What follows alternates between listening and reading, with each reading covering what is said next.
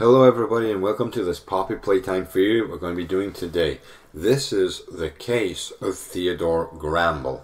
Now if you don't know, Theodore Grambell is first appeared in the Poppy Playtime Discord with this message here talking about the child / employee in the location. Hello everyone. I'm sure you've all heard the rumours, the concerns, the questions and the half-truths. I wanted to dispel some of the noise by letting you know that there was, in fact, an incident last night regarding our own Theodore Grambell. Thankfully, he is safe and well, relative to what he has endured anyway.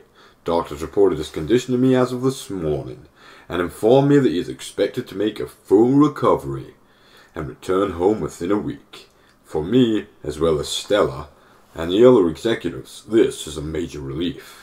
We take these sort of things very seriously, and while an internal investigation is underway to uncover the details, I want to reassure all of you that steps have been taken to prevent such an incident in the future. Better oversight, more safety measures, and backups to those safety measures. We trust that whatever train of gossip has made its way around the department will end here. After all, there is no surer way to create panic than to spread ill-informed rumors. As always, I appreciate everything you do, and as more details are uncovered, I promise in turn to provide these to you. With sincerity, Joel Sinclair, Head Counselor. So we can see right away that something has happened to Theodore Grambell. Joel Sinclair seems to be trying to cover it up. But we've received some more news over what might have happened here, and what it leads into my theory of what's going to be happening in the upcoming Poppy Playtime Chapter 3, which you're going to want to hold on for this one because it's pretty good. Thomas, we need to talk. I'm trying to piece everything together. Do you have an update on Theodore? Last I heard, they were loading him into an ambulance. That was about half an hour ago, I think. Guess that's something. Do you have any idea what happened to him? My goodness, that poor kid. I saw the burns as they were wheeling him out this morning. Nobody knew what was going on. Something about him sneaking out of Home Sweet Home? He's 7. How would he know what to do with it in the first place? Are you suggesting what I think you are? I don't know. He's always been a bit odd. Hard to get a read on him, but then... Okay, that's strange. I hadn't heard about that. Maybe you're right. Either way, I'm just glad security stepped in to get things under control. Not a clue.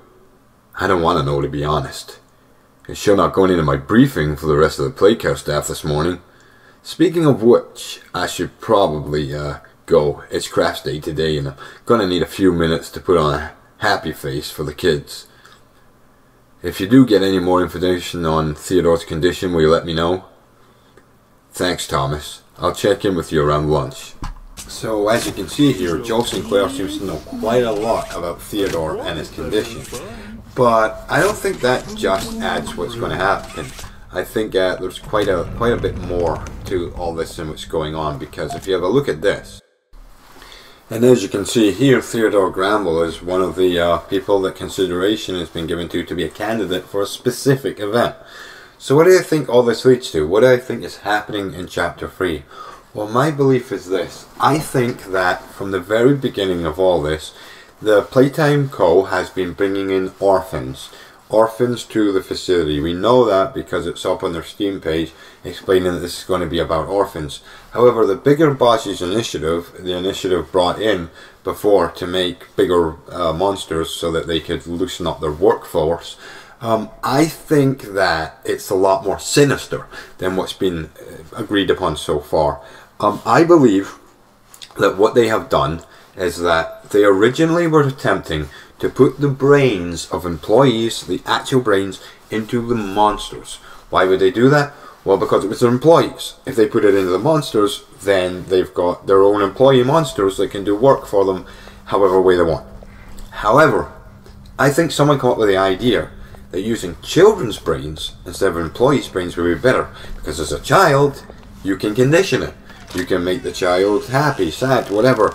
And then if these monsters are like children, then they're more likely to do exactly what you tell them to do, because they'll be like a child. My issue with all this, though, is that I think that the experiment was a failure, and instead of making the monsters a lot more docile and capable of doing the things that they were supposed to do to help out the factory, they became more violent, aggressive, and unpredictable.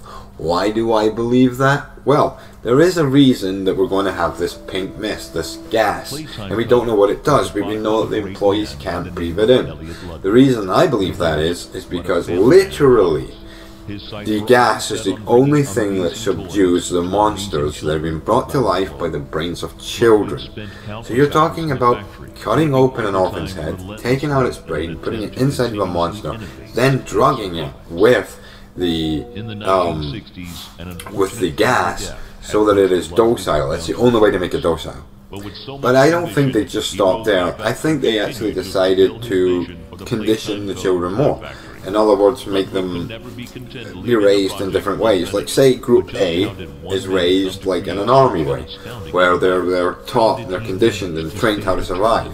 And in Group B, for example, is survival of the fittest. They're left on their own, kind of Lord of the Flies scenario, and they have to just learn how to survive. And then you pile these two groups upon each other and see which one is the bigger survival candidate, and then they believe that then using the brains of those ones, for example, it would make them more likely to be conditioned and trained and listen to order and reason and all that.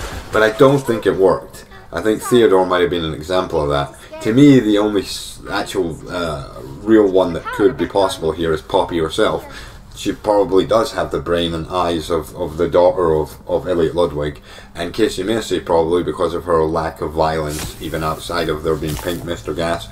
But I think the rest of them are going to be very violent, and that's what we're going to be up against.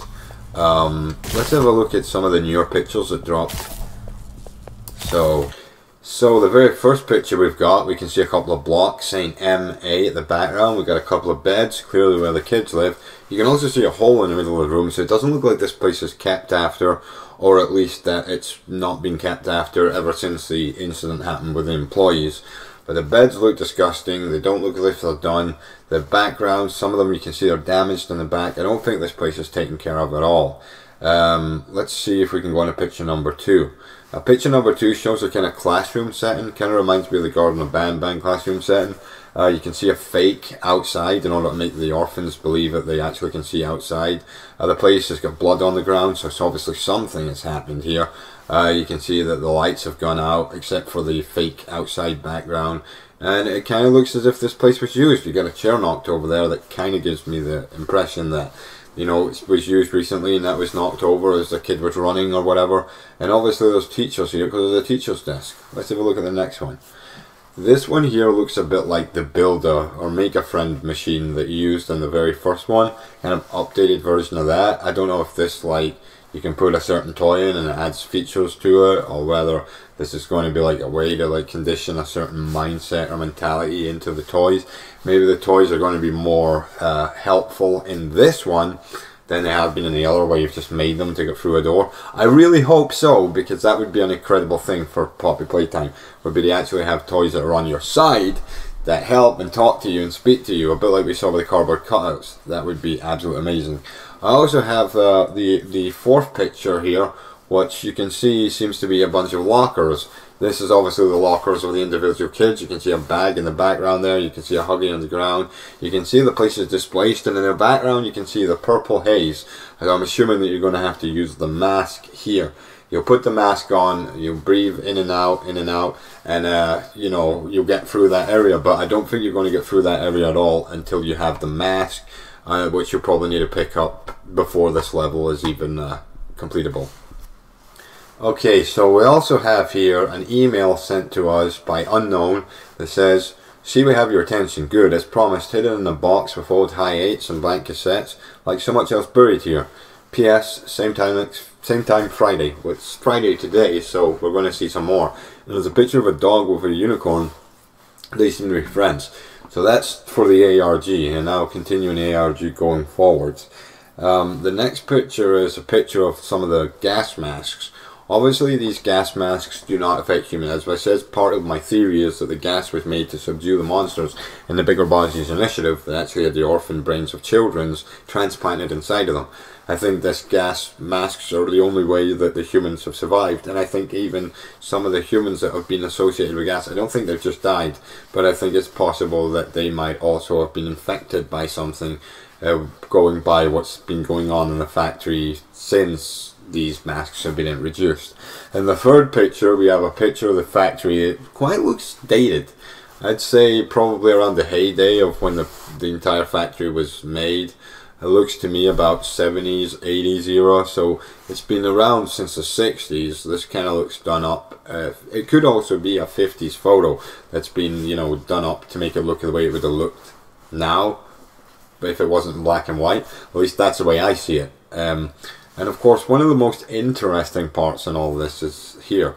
It talks about the death of an employee number, and it doesn't tell you. It says multiple abdominal puncture wounds resulting in catastrophic fatal loss of blood.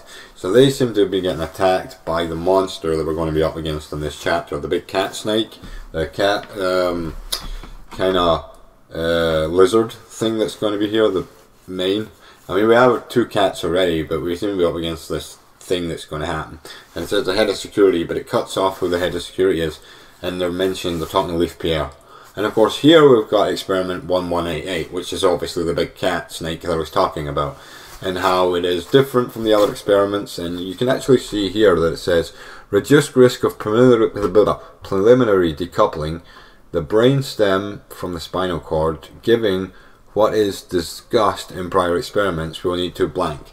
So again, talking about the brain stem from the spinal cord, that gives me an idea that there's going to be brain transplants, that this is how the monsters are made, how it's supposed to function. But I guess we'll see when more of the ARG releases later today, and if there is more information, I will certainly make another video. Thank you so much for watching. Don't forget to like and subscribe, comment if you must, and do whatever else.